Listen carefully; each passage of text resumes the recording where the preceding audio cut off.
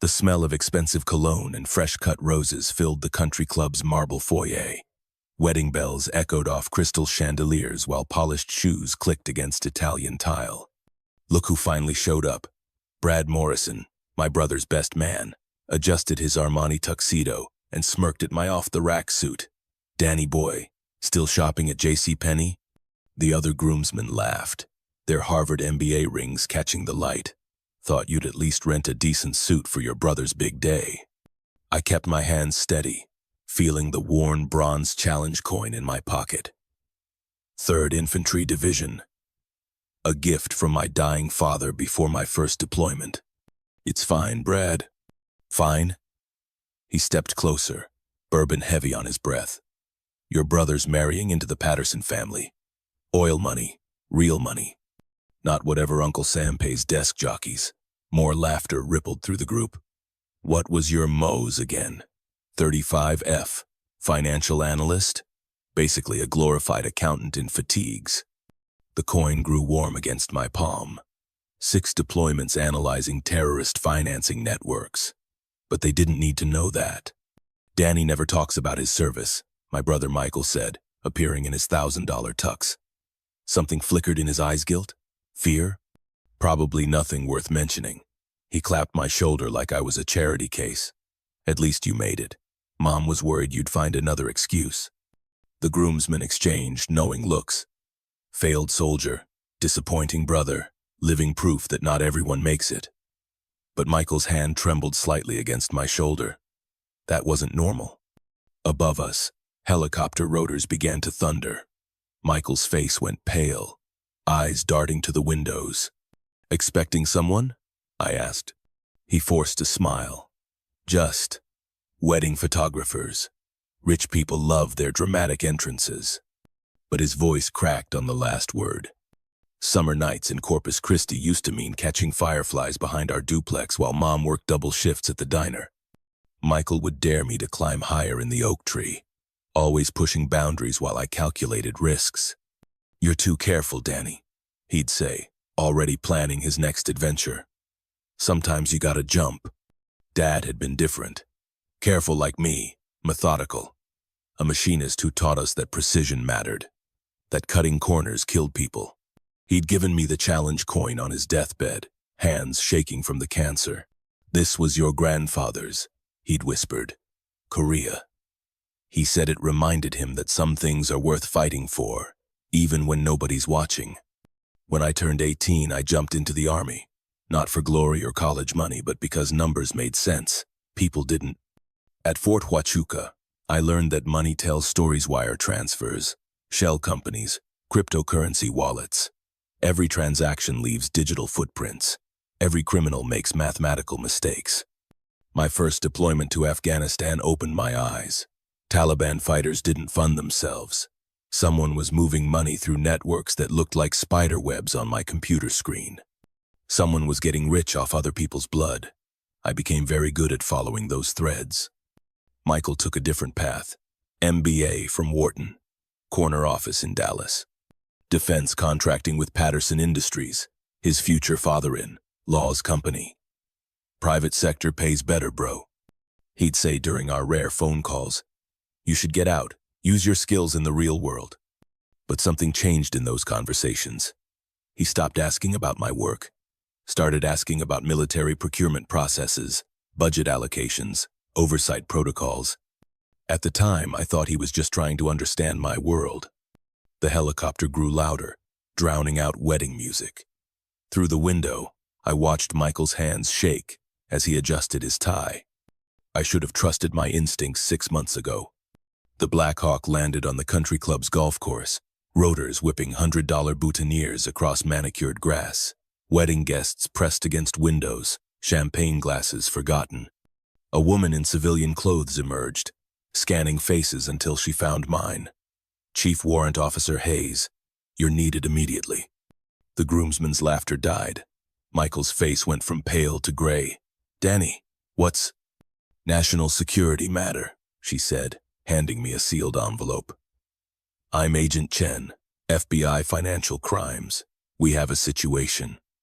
Inside, photographs of bank statements, Wire transfers, offshore shell companies. Patterson Industries was bleeding money from a Defense Department contract. But this wasn't just theft, it was systematic, surgical. Someone with inside knowledge was directing veteran housing funds through a maze of Cayman Island accounts. How long has this been happening? I asked. 18 months. The pattern is sophisticated, military-grade operational security. Chen's eyes flicked to Michael, who was trying to look casual while clearly eavesdropping. We need someone who understands both military finance and private sector operations. My throat tightened.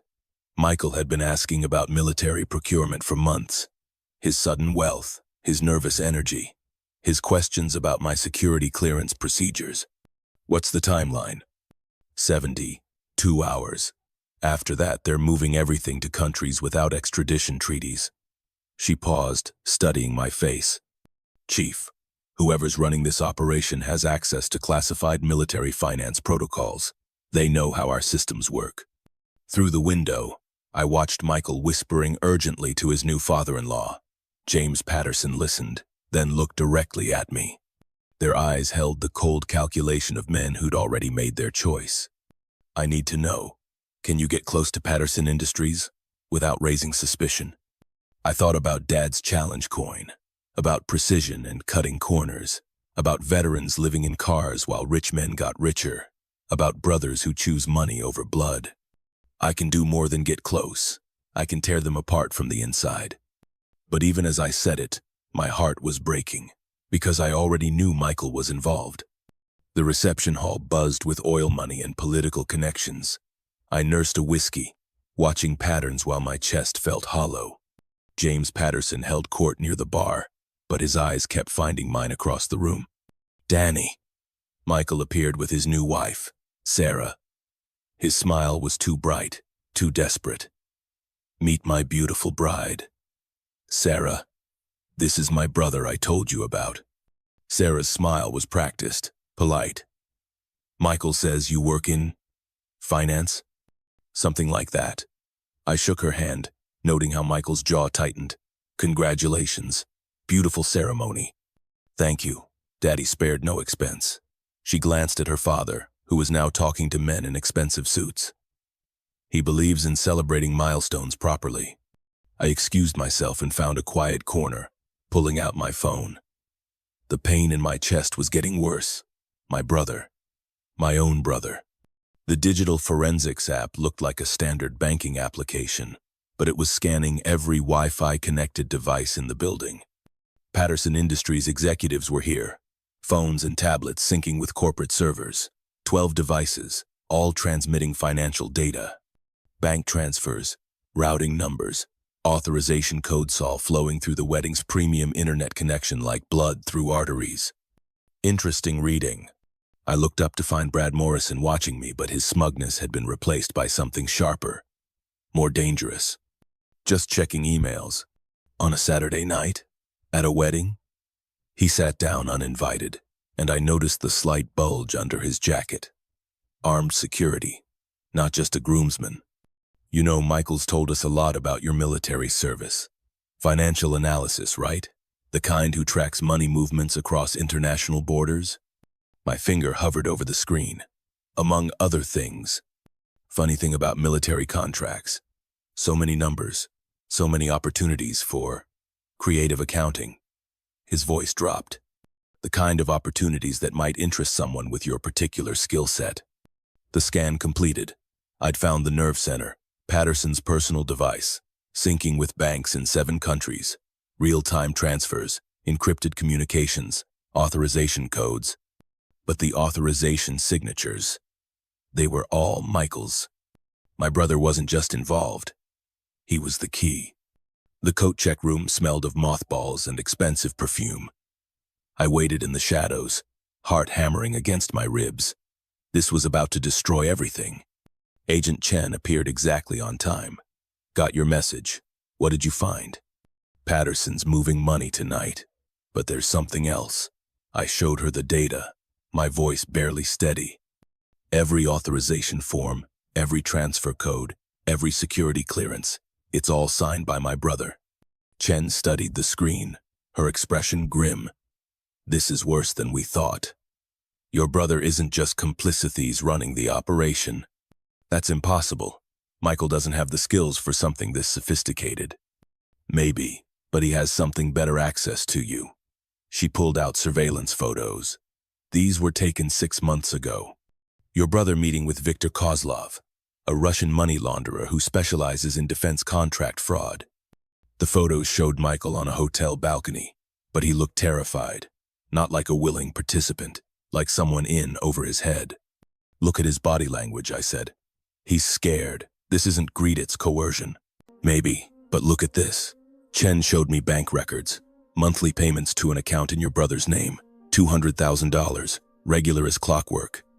Those could be protection payments. Or blackmail. Could be, but we need proof. Chen's voice grew urgent. There's something else. We have reason to believe there's a mole in the FBI. Someone's been feeding information to Patterson's organization. My blood went cold. What kind of information? Investigation timelines, surveillance schedules, agent identities. She looked directly at me. Someone knew we were coming tonight. This whole operation might be compromised. The pieces clicked together. Chen's sudden appearance, the convenient timing, the way she'd pushed me toward investigating my own brother. The real FBI wouldn't send one agent to handle something this massive. How long have you been working for Patterson? I asked quietly. Her hand moved toward her weapon. Smart man. Too smart for your own good. But I was already moving, muscle memory from 6 combat deployments taking over. I hit the fire alarm, and in the chaos of screaming guests and flashing lights, I disappeared into the crowd. My brother was in danger, and I was the only one who could save him. The study in Patterson's house smelled of leather and old money. I found Michael at the mahogany desk, hands shaking as he stared at a computer screen filled with financial data. Danny, thank God. He looked up, eyes red with exhaustion. I've been trying to find a way out. They have Sarah. They're holding her somewhere. What are you talking about? The money, the transfers, all of it.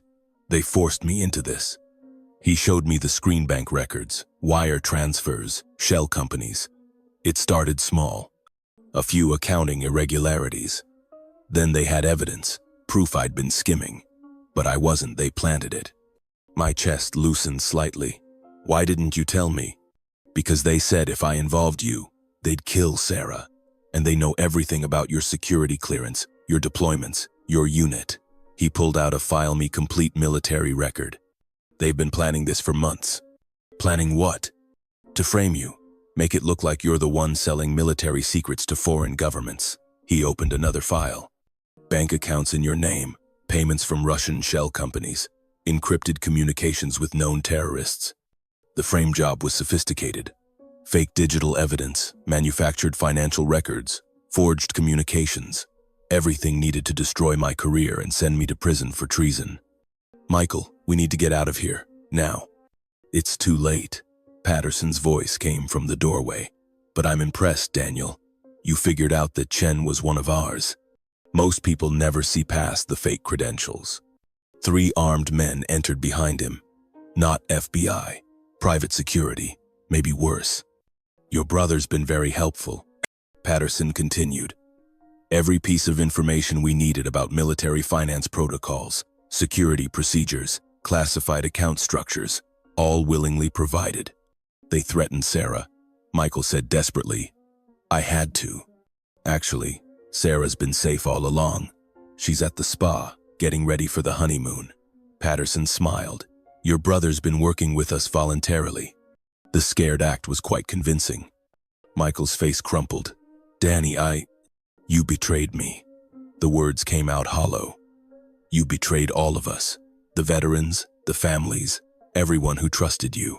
I'm sorry. I'm so sorry. Patterson pulled out a check. $5 million.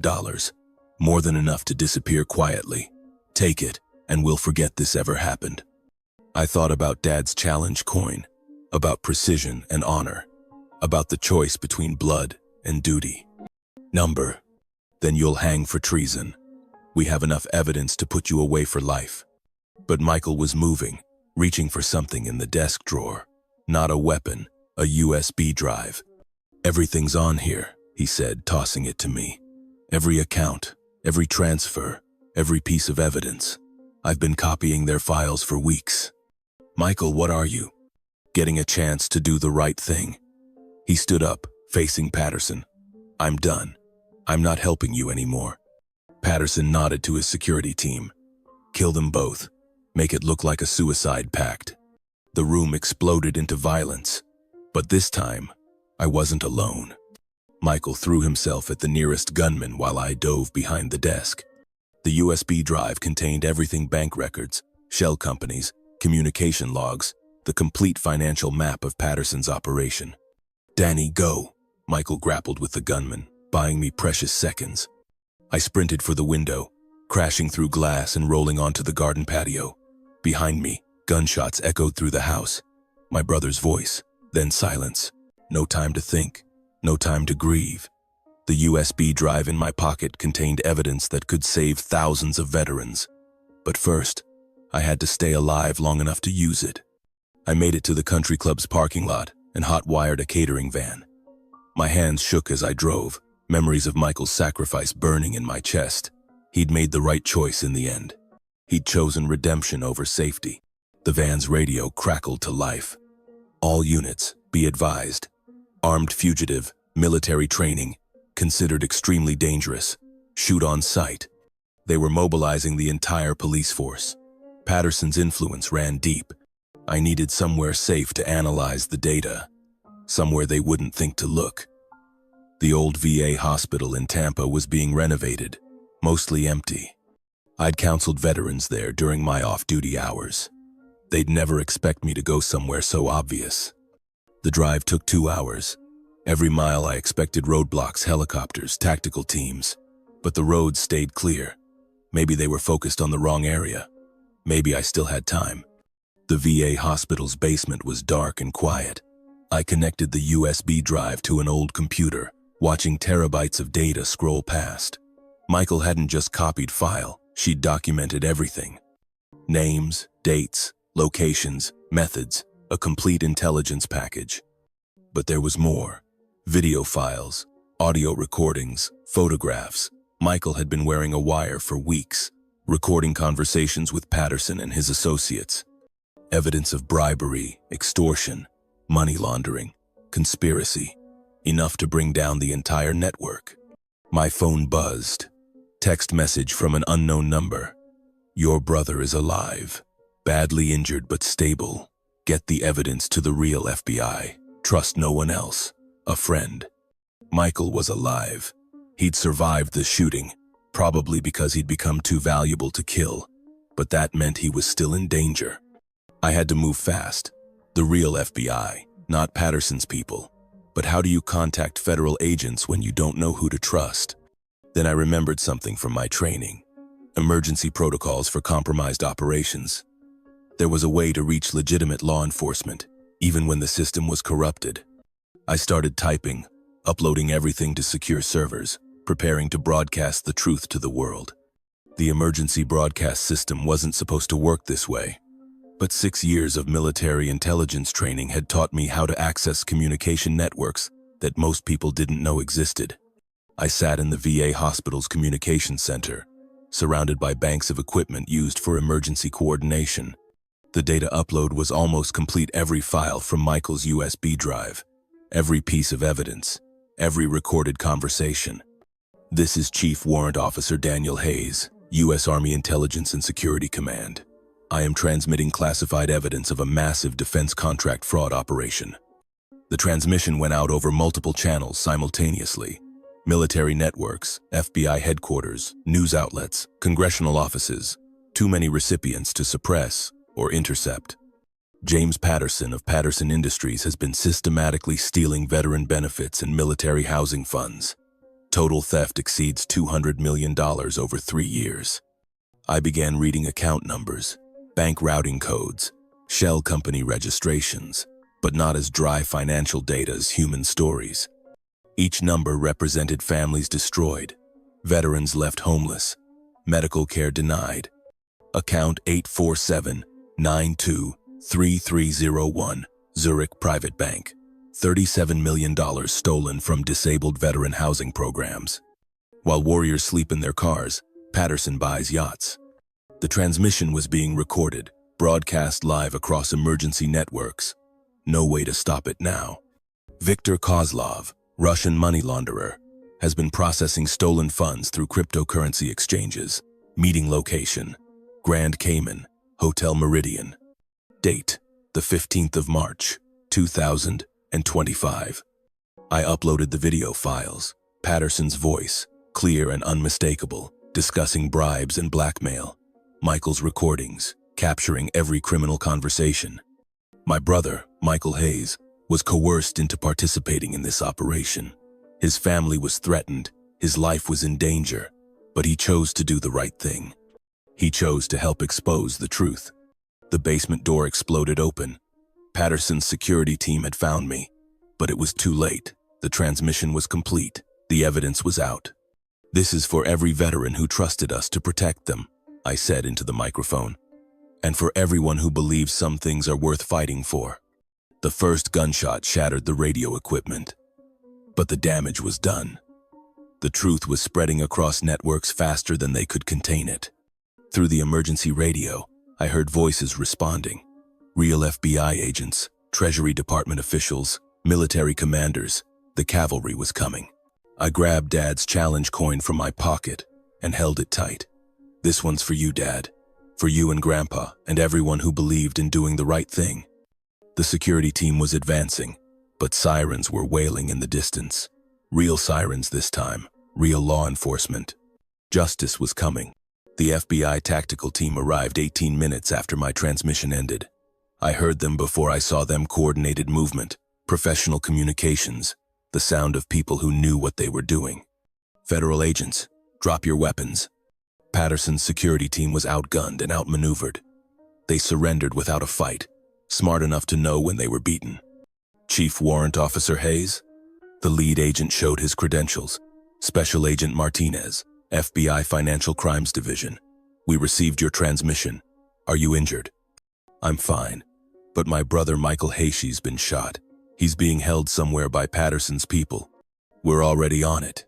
Tactical teams are searching Patterson's properties now." Martinez helped me to my feet. "Your transmission was received by 17 different agencies simultaneously. There's no way to suppress this." "What about Patterson?" "Under arrest, along with 12 associates and 3 government officials." Martinez showed me a tablet displaying real-time updates. "Treasury is freezing accounts in 7 countries. Interpol is coordinating with international partners. This is going to be the largest defense contract fraud prosecution in history." Through the hospital window, I watched helicopters circling, news vans arriving, tactical teams deploying. The story was spreading faster than wildfire. "How much money are we talking about?" I asked. "Preliminary estimates suggest over $200 million stolen from veteran programs. But your brother's evidence is helping us trace networks we didn't even know existed." Martinez's radio crackled. "Unit 7 to command. We have located Michael Hayes, conscious, stable, en route to Tampa General." My chest loosened for the first time in hours. Michael was alive, injured but alive. "There's something else," Martinez continued. "Your brother's recordings captured conversations with Russian intelligence operatives. This wasn't just fraud, it was a foreign intelligence operation designed to destabilize military morale and funding. The scope was staggering. Patterson hadn't just been stealing money, he'd been conducting economic warfare against American veterans on behalf of foreign powers. Will the veterans get their money back? Every penny we can recover, plus interest, plus punitive damages." Martinez smiled grimly. "Your brother's evidence is so comprehensive that we're going to recover more than was stolen. Patterson's personal assets, his company's reserves, everything. And the people who helped him? Going to prison. For a very long time." Martinez paused. "Your brother too, Chief. He committed crimes, even if he was coerced. But his cooperation is going to mean a much lighter sentence." I nodded. Justice meant consequences, even for family. But it also meant redemption for those who chose to do the right thing. "Chief, There's one more thing. The Secretary of Defense wants to meet with you. Something about heading up a new task force for defense contract oversight. But I was already thinking about Michael, about getting to the hospital, about the long process of healing that lay ahead for both of us. 3 months later, I stood in the federal courthouse in Tampa, watching Michael walk free.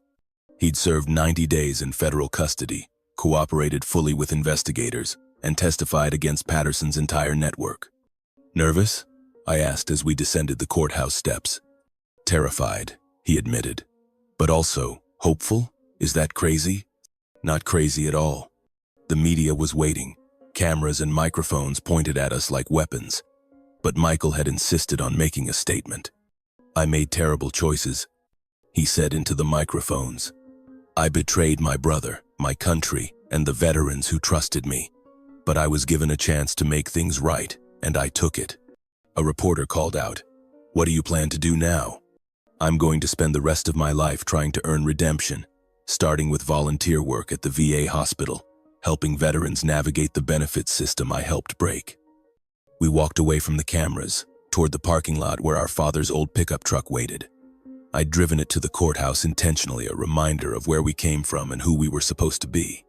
"Danny," Michael said as we reached the truck, "I know I can't undo what I did, but I want you to know recording those conversations, gathering that evidence, it wasn't just about saving my own skin. It was about trying to be the brother you deserved." I pulled out Dad's challenge coin, bronze warm from 3 months of carrying it everywhere. He gave this to me before he died. Said it reminded him that some things are worth fighting for, even when nobody's watching. I remember. I want you to have it now. I pressed the coin into his palm, not because you've earned it, but because you're going to earn it. Every day, with every veteran you help, every family you serve. Michael's eyes filled with tears. I don't deserve this. That's the point. Redemption isn't about deserving it. It's about choosing to do better, even when it's hard. We drove to the VA hospital, where Michael would begin his volunteer work. In the passenger seat, he turned the challenge coin over in his hands, reading the inscription, 3rd Infantry Division. Some things are worth fighting for. "What happens now?" he asked. "Now we get to work. The new Defense Contract Oversight Task Force needs people who understand how these systems can be corrupted, and the veterans need advocates who know what they've been through. Together? Together. But Michael?" I looked at him seriously. "We do this right. No shortcuts, no compromises, no cutting corners. If we're going to rebuild trust, we have to be worthy of it." "I understand."